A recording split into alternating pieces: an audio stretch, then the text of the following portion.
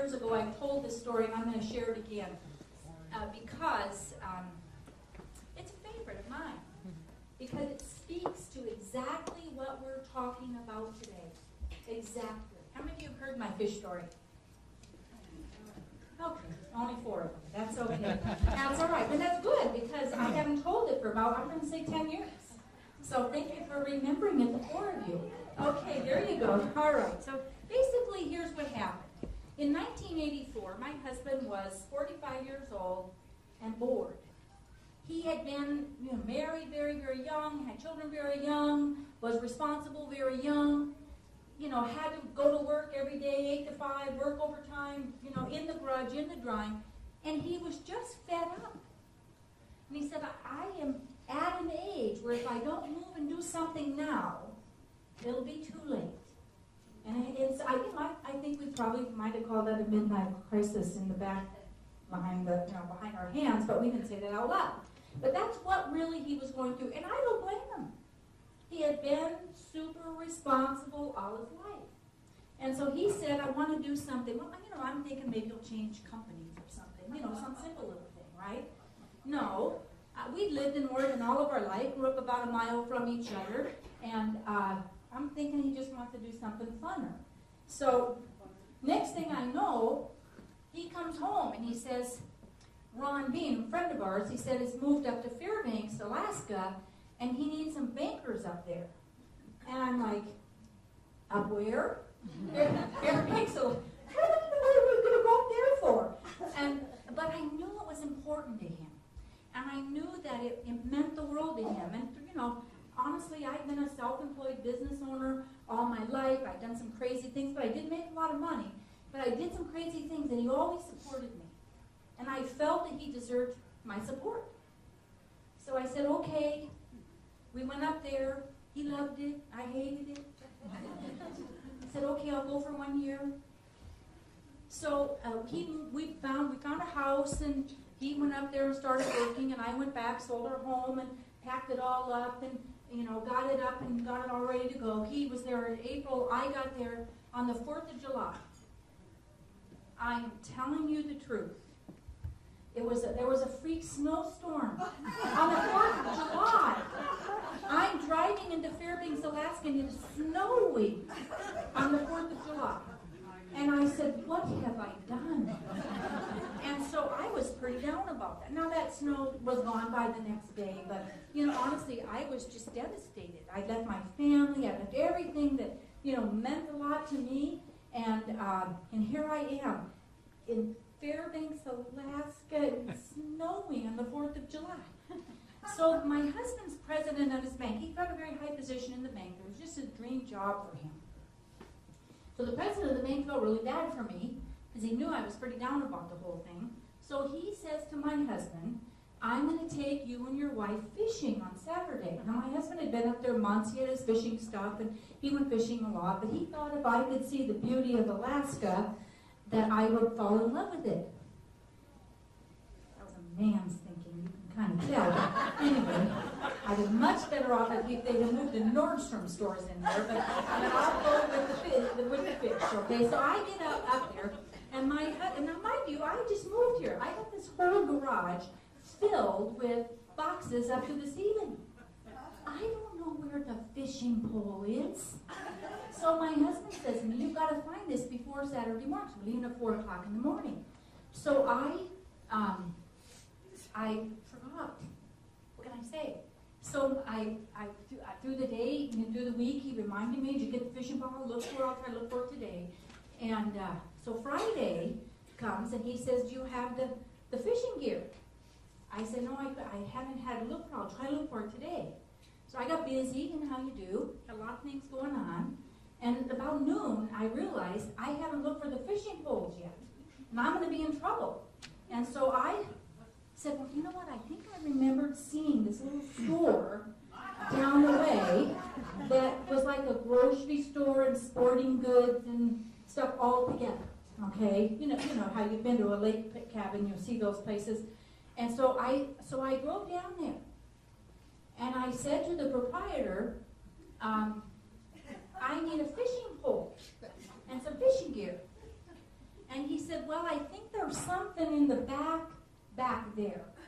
And so I went walking back there. This is what he had. Now, it's a true story. I'm telling you, I'm not making up a thing of this, okay?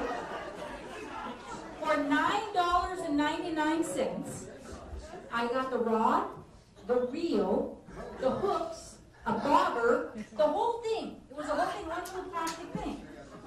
Well, I don't really care. I'm not all that excited about fun fishing anyway, so that'll work, right? And I fished in Oregon, so in Oregon, I didn't like worms, so I used corn. That was what we used. And so we didn't have that nice little flip top thing, so I had to get one of those little bottle opener things, you know, that you press. Some of you probably don't even know what that is, but it used to be a can opener, we called it. And so this is what I had. So I go home, I throw it in the back of the car. My husband comes home from work. Did you get the fishing stuff? I said, yeah. 4 o'clock in the morning, we get in the car, he looks in the back seat, he sees that and said, what did you do? I said, I didn't have time to look, this is all I could get. So we go up 80 miles outside of town, and there's this big dock, beautiful lake, by the way, but I didn't think it was all that pretty that day, but beautiful lake, and my husband didn't speak to me the whole time, the whole 80-mile drive. And I was like, oh, great. So we get out there, there's this dock, and there's a boat on this side and a boat on that side. It looks just like these two here. Oh.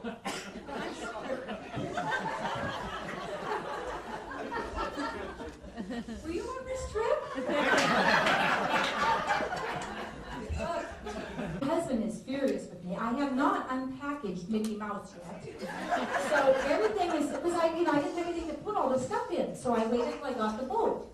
And I had the sack, you know, that it came, that some of the stuff, the corn and the things came in, so I had a sack. That's what I have. The sack becomes important. So I go down onto the dock. The president of the bank looks at me and goes, and then he looked at my husband and goes, and I was like, you know, I didn't say anything, and what are you going to do? It's all I had. So he tells me, you get into that boat. So my husband is so, he tries to get in the other boat. The president says, no, you're going with her. So we got in this boat. Now the other three guys, mind you, I wish I had both hands because I would show you this. Here is these guys coming, meeting us at this lake, and they all have like $1,200 fishing, handmade, custom-made fishing points. Beautiful rods, beautiful reels. Boxes of lures, handmade. I mean, they had everything. I had Mickey Mouse. Here's the hat. And my corn. Okay, sorry. Listen, if you're going to have a heart attack, you're going to have to go. Okay. So I don't really care except for one thing. While these guys are getting all their stuff ready, the president of the bank says, well, what's the ante, whatever it is, I don't know what to call it, but anyway. And he said, everybody's putting $1 for the first fish, and then they put in $1 for the biggest fish, and $1 for the most fish. So all 6 of us put in $3. Now I'm interested. I didn't care before, but now it's a contest. So I get in the boat, and I unwrap my stuff, and these guys are still dragging stuff into the boats and coolers and lures and reels and all the rest of it. And I just unwrap my thing, put a hook on the end of it, put a little corn on it, and get out to the weeds out there. Well, they're doing all their stuff, right? 10 minutes later, they're still unpacking. When my daughter goes, well, just a little thing, and I'm thinking to myself, oh no. I mean, honestly, I was a little afraid to say anything. But I pulled up this little 8-inch lake trout. So, guess who got the first fish? Now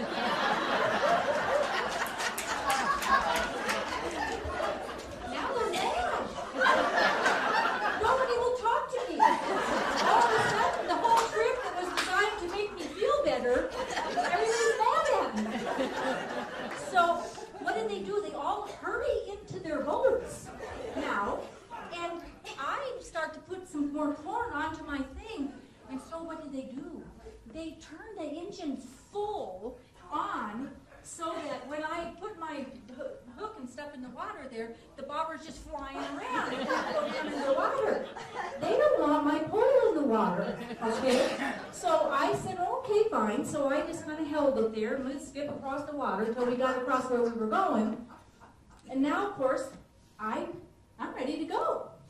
I just put another thing of corn on there, throw the deal out.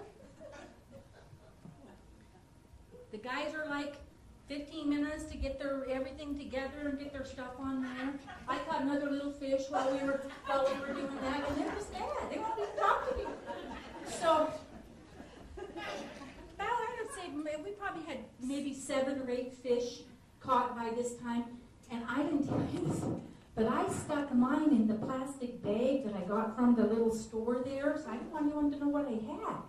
I was a little bit nervous, and so I'm sitting there, we're all kind of sitting the 2 boats together, and all of a sudden my bobber just disappears.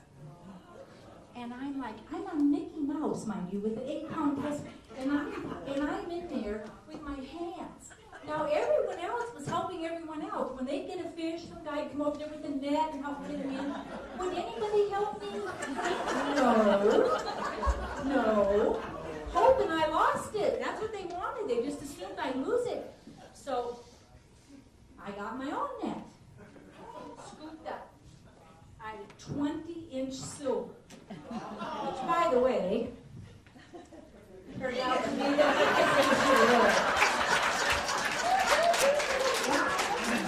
I'm almost done, but you can kind of see where this is going, can't you? Okay? So now I'm on my own. Even my husband won't talk to me. Okay?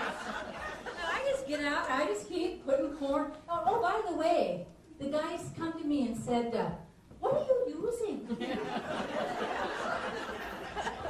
I said, corn. And they said, could we have some?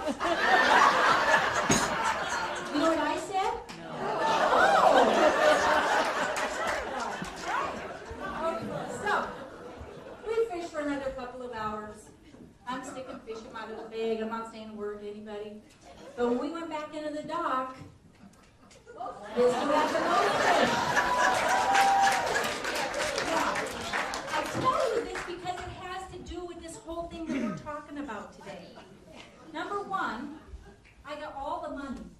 That worked for them to pay me the money than it did for anything else. Because these are bankers, mind you. 5 of them. Okay? I'm a woman with a Mickey Mouse fishing pole. Okay? What's the moral of the story? Is I did exactly what my dad did. I didn't have the best equipment. I didn't have any understanding of the lake. I certainly didn't have the best lures. But what I did do, and this is what I'm asking and really causing you to think about this story, is you have to keep your pole in the water. That's how you win. That's how we win in Shapley. That's how you win in anything. And so thank you for your patience as we got through this tonight. I hope that this was something that can help you.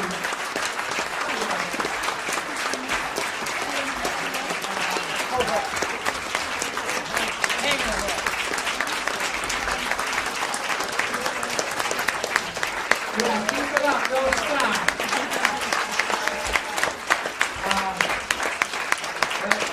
You've just been served. You just heard from an expert who, according to her, sucked in the beginning. But I think we all learned an important lesson: is you can't start out anything good. You start out bad and you get better. And would you take me fishing? who wants to go fishing with Kathy? All I know is it sounds like it could be a little corny. Yes.